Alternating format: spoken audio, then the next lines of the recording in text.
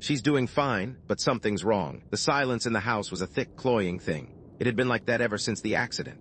Anna gone, just like that. 1 minute planning her birthday party, the next, nothing. I kept replaying it in my head, the phone call, the hospital, the stark white sheets pulled over her face. Lily, my 7-year-old, was different, though. Where I was a raw nerve, a gaping wound that refused to close, she was composed. Too composed. She talked about her mom like she was on a trip, an extended vacation. Mommy liked the sunflowers, Daddy, she'd say, pointing at the wilting bouquet on the kitchen counter. She always said they smelled like sunshine. Anna did love sunflowers, but Lily had never picked up on that, not really. The first real shiver ran down my spine a week after the funeral. I was cleaning out Anna's closet, boxing up her clothes for donation. Lily was in the living room, supposedly watching cartoons. I heard her humming. A tuneless, off-key melody, and then she spoke. "The hemlock is in bloom again," she said, clear as a bell. I froze. Hemlock. Anna used to say that every spring. It was a running joke between us. She hated the smell of it. Lily had never heard that joke, had never even heard of hemlock as far as I knew. I walked into the living room. Lily was sitting cross-legged in front of the television, her eyes glued to the screen. "What did you say, sweetie?" I asked. She blinked at me, all innocence. I didn't say anything, Daddy. I'm watching the cartoon." I chalked it up to exhaustion, to grief playing tricks on my mind. But the incidents started piling up, small at first, then increasingly unnerving. Lily started using phrases Anna used to say, old-fashioned things like fiddle-faddle and good heavens. She knew the make and model of Anna's first car, a beat-up Ford Pinto Anna had affectionately named Betsy. Lily knew the names of Anna's childhood pets, ones she'd only ever seen in faded photographs. One afternoon I found her in the garden standing by Anna's favorite rose bush. She was talking, but there was no one else there.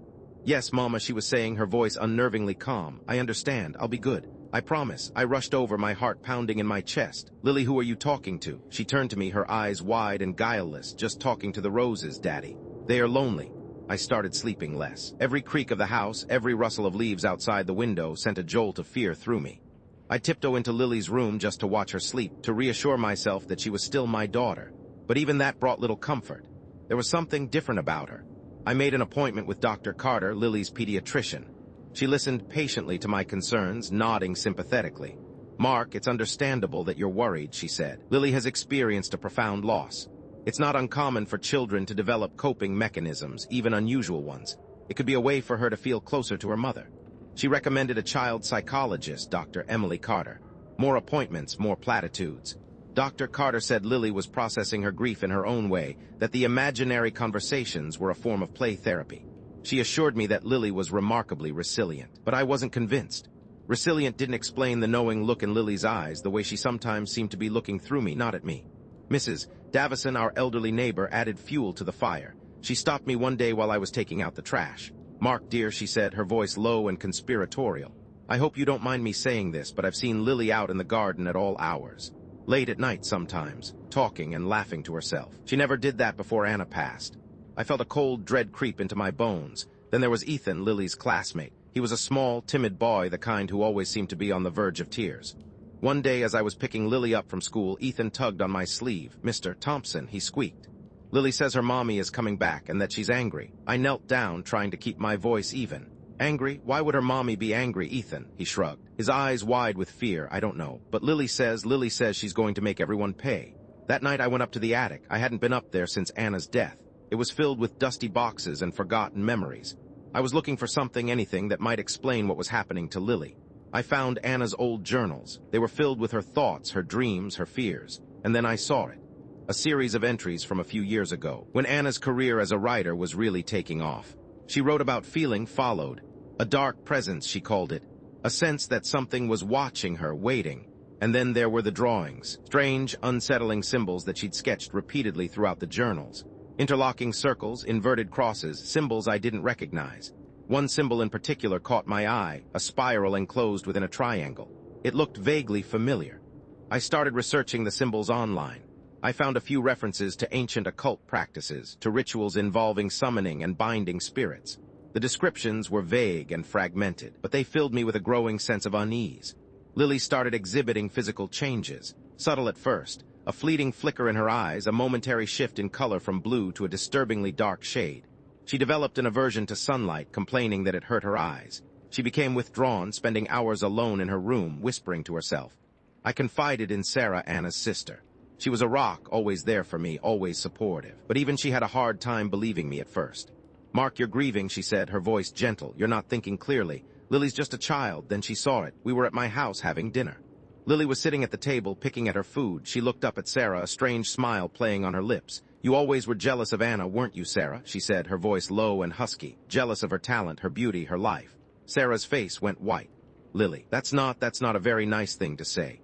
Lily just laughed, a cold, brittle sound that didn't belong in a 7-year-old's voice. Oh, but it's true, isn't it? You always wanted what she had. Sarah excused herself and went to the bathroom. When she came back, her eyes were red-rimmed. Okay, she said, her voice trembling. Okay, Mark, I believe you. Something is definitely wrong with Lily. Things escalated quickly after that. A neighbor's cat went missing. A few days later, it was found mutilated in the woods behind our house. Lily was the last person seen near it. The police came to ask questions. I knew I had to do something. I couldn't ignore it any longer. I decided to confront Lily. I waited until she was alone in her room, drawing. I sat down beside her on the bed. Lily, I said, my voice shaking. We need to talk. She looked up at me, her eyes blank. About what, Daddy? About your mother. About the things you've been saying. The things you've been doing. She stared at me for a long moment, her expression unchanging. Then she smiled. It wasn't Lily's smile. It was wider, sharper, predatory. You know, don't you? She said, her voice suddenly deeper, raspier, echoing Anna's tone, but twisted, corrupted. You know what she did? What we did? I recoiled in horror. What are you talking about? The pact, Daddy. The agreement. She wanted success, fame, recognition, and she got it. But everything comes at a price. You're not Lily, I whispered, my voice barely audible. Who are you? What are you? Her eyes burned into mine, black and bottomless. I am what she called upon. I am what she invited in, and now I've come to collect. She lunged at me, her small hands surprisingly strong. I struggled to get her off me, but she was like a wild animal, her eyes filled with a terrifying rage. The house seemed to groan around us, the lights flickering erratically. A vase shattered on the floor. I remembered the symbol from Anna's journal, the spiral within the triangle. I remembered seeing it somewhere else. On an old amulet Anna used to wear, a trinket she'd bought at a flea market years ago. I'd found it while cleaning out her jewelry box. It was silver, tarnished, and almost black, and I'd put it in the drawer next to my bed. I managed to break free of Lily's grasp and stumbled out of the room, down the hall to my bedroom. I fumbled in the drawer, my hands shaking, until I found the amulet. I rushed back to Lily's room. She was standing in the middle of the room, her body contorted, her eyes glowing with an unholy light. You can't stop me, Daddy, she hissed, her voice a grotesque imitation of Anna's. She's mine now. She'll always be mine. I held up the amulet, my hand trembling. In the name of God, I shouted, I command you to leave this child. The room filled with a deafening roar. The windows rattled in their frames. Lily screamed, a blood-curdling sound that echoed through the house. Then just as suddenly it stopped. Lily collapsed to the floor, unconscious. I rushed to her side, my heart pounding in my chest. She was breathing, but her skin was cold and clammy. I picked her up and carried her to her bed. When she woke up, she seemed normal, confused, frightened, but normal. She didn't remember anything. She didn't remember the amulet, the struggle, the voices. She just looked at me with her big blue eyes and asked for a glass of water. I called Dr. Carter and Pastor Greg. They arrived a few hours later. By then, Lily was playing innocently with her toys, drawing pictures of unicorns and rainbows. She seemed perfectly fine. I tried to explain what had happened, but they didn't believe me. They looked at me with pity, their eyes filled with concern. Mark, Dr. Carter said, her voice gentle, you're under a tremendous amount of stress. You're grieving. It's understandable that you might be experiencing delusions. Pastor Greg nodded in agreement. You need to take care of yourself. Mark, get some rest. Let us help you. I felt a wave of despair wash over me. I was alone. No one believed me. Everyone thought I was crazy. I knew I couldn't stay in that house. It was tainted, corrupted. I had to get Lily away from it, away from whatever had taken hold of her. I packed a bag, grabbed Lily's favorite stuffed animal, and put her in the car. Where are we going, Daddy? She asked, her voice sleepy. We're going on a trip, sweetie, I said, trying to sound reassuring. A long trip. We're going to get away from all this.